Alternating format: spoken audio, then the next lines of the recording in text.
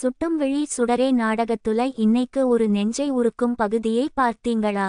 கண்ணம்மா அர்ஜுன், மீனாட்சி ராகவன் மற்றும் அஞ்சலி போன்ற கதாபாத்திரங்களைக் கொண்ட மற்ற நாடகங்களை விட சுட்டும் விழி சுடரே நாடகம் ரொம்பவே உணர்ச்சிகரமான ஒரு கதையா இப்போ மாறிட்டு வருது. சுடர் பாப்பாவோட பள்ளிக்கூட கனவு இப்படி சுக்குநூறா உடைஞ்சிடுச்சேன்னு நினைக்கும் போது நம்ம எல்லாருக்கும் கண்ணீர் வந்துடுச்சு. ஆனா இதுக்கு பின்னாடி இருக்கிற சதி என்னன்னு பார்த்தா ரொம்பவே அதிர்ச்சியா இருக்கு. பகுதி ஆரம்பத்துல சுடர் பாப்பா ரொம்ப சோகமா கோயில் மரத்துக்கிட்ட நின்னு அழுதுட்டு இருக்கா. அவளுக்கு ஆறுதலாக வந்தவர் கிட்ட தன் மனசுல இருக்கிற எல்லா கவலையையும் கொட்டி தீர்க்கிறா. தருண் மற்றும் தியா குடும்பத்துல இருக்கிறவங்க சுடரை பள்ளிக்கூடத்துக்கு போகக்கூடாதுன்னு சொல்லிட்டாங்க. அதனால அம்மு தன்னை வெறும் பரீட்சை எழுத மட்டும் தான் பள்ளிக்கூடத்துக்கு அனுப்புறாங்கன்னு சொல்லி குமுறி குமுறி அழறா.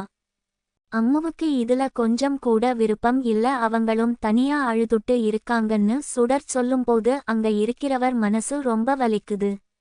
நீ தைரியமா இரு சுடர், நீ சந்தோஷமா இருக்க வேண்டிய வயசு இது, உனக்கு இப்படி ஒரு நிலைமையான்னு ரொம்ப கண்ணீர் வடிக்கிறாரு. அந்த கொடூரமான அப்பாவால தான் இங்க குடும்பமே இப்படி கஷ்டப்படுதுன்னு சுடர் அழும்போது நமக்கு ரொம்ப கஷ்டமா இருக்கு. அடுத்து அவர் நேரா பள்ளிக்கூடத்துக்கு போய் நர்மதா ஆசிரியை கிட்ட சுடரை ஏன் பள்ளிக்கூடத்துக்கு வரக்கூடாதுன்னு சொன்னீங்கன்னு கோபமாவும் அதே சமயம் ரொம்ப ஆதங்கத்தோடவும் கேட்கிறாரு. அதுக்கு நர்மதா ஆசிரியை உண்மையை உடைக்கிறாங்க. தருண் மற்றும் தியாவோட அம்மாவுக்கு சுடர் இந்த பள்ளிக்கூடத்துல படிக்கிறது கொஞ்சமும் பிடிக்கல. அவங்க பள்ளிக்கூட தாளாளர் கிட்ட சொல்லி தான் சுடரை வரவிடாம தடுத்து நிறுத்தி இருக்காங்கன்னு சொல்றாங்க. சுடர் ரொம்ப சுட்டியான பொண்ணு, நல்லா படிக்கிற பொண்ணு, மற்ற போட்டிகளிலும் சிறந்து விளங்குறா. அவளை இப்படி வீட்ல முடக்கி வைக்கிறது ரொம்ப தப்புன்னு அவர் ரொம்ப உருக்கமா பேசுறாரு. அன்னைக்கு தியாவை அறையில அடைச்சு வச்சது சுடர் தான்னு எல்லாரும் தப்பா நினைச்சுக்கிட்டாங்க. அதுதான் இந்த எல்லா பிரச்சனைக்கும் காரணம்னு நர்மதா ஆசிரியை சொல்றாங்க. சுடர் மகேஷ் கூட ரொம்ப நெருக்கமா பழகிட்டா. அவனோட கதையை கேட்டு ரொம்ப வருத்தப்பட்டான்னு ஆசிரியை சொல்றாங்க. கண்டிப்பா நான் சுடரை திரும்பவும் பள்ளிக்கூடத்துக்கு கொண்டு வர முயற்சி பண்றேன்னு அவங்க வாக்கு கொடுக்குறாங்க. இரவு நேரத்துல வீட்ல எல்லாரும் உட்கார்ந்து சாப்பிட்டுட்டு இருக்காங்க. ஆனா அந்த இடத்துல ஒரு பெரிய சோகம் குடிகொண்டு இருக்கு.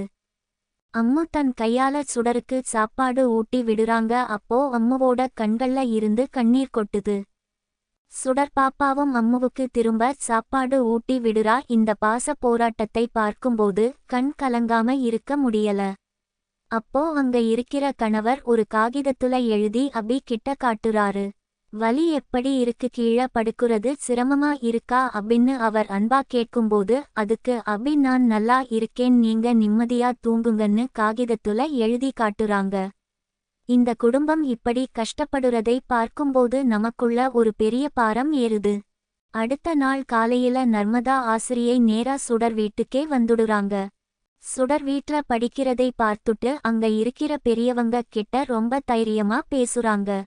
சுடர் பள்ளிக்கூடத்துக்கு வரக்கூடாதுன்னு சொல்ல நீங்க யாரு? அவ ரொம்ப நல்லா படிக்கிற பொண்ணு, பரீட்சையில நிறைய மதிப்பெண் எடுத்து கல்வி உதவித்தொகை வாங்கி இருக்கா. அவளை ஏன் வேற பள்ளிக்கூடத்துக்கு மாத்தணும்னு சொல்லி எல்லாரையும் கேள்வி மேல கேள்வி கேட்டு திணற அடிக்கிறாங்க. ஆனா அந்த வீட்ல இருக்கிறவங்க சுடர் பள்ளிக்கூடத்துக்கு வரக்கூடாதுங்கிற முடிவுல ரொம்ப பிடிவாதமா இருக்காங்க. மாற்றுச்சான்றிதழ் வாங்காம எப்படி சுடரை வேற பள்ளிக்கூடத்துல சேர்ப்பீங்கன்னு ஆசிரியை எவ்வளவு சொல்லியும் அவங்க கேக்குற மாதிரி தெரியல. நாளைக்கு பகுதியில என்ன நடக்க போகுதுன்னு நினைச்சா ரொம்பவே ஆர்வமா இருக்கு.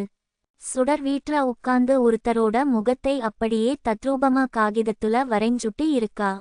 அதை பார்த்துட்டு அபி ரொம்ப பெரிய அதிர்ச்சியில உறைஞ்சு போய் நிக்கிறாங்க. சுடர் வரைஞ்சது யாரு? அந்த கொடூரமான ஆளோட முகமா, இல்லை அந்த நல்லவரோட முகமா? இந்த உண்மையை பார்த்து அபி என்ன முடிவு எடுக்க போறாங்க? சுடர் திரும்பவும் பள்ளிக்கூடத்துக்கு போவாளா, இல்ல அந்த குடும்பம் சுடரை நிரந்தரமா வீட்ல முடக்கி வைத்துவிடுமா? நாளைக்கு பகுதியில ஒரு மிகப்பெரிய உண்மையே வெடிக்க போகுது. அதை யாருமே எதிர்பார்க்க மாட்டாங்க. அதனால தொடர்ந்து பார்த்து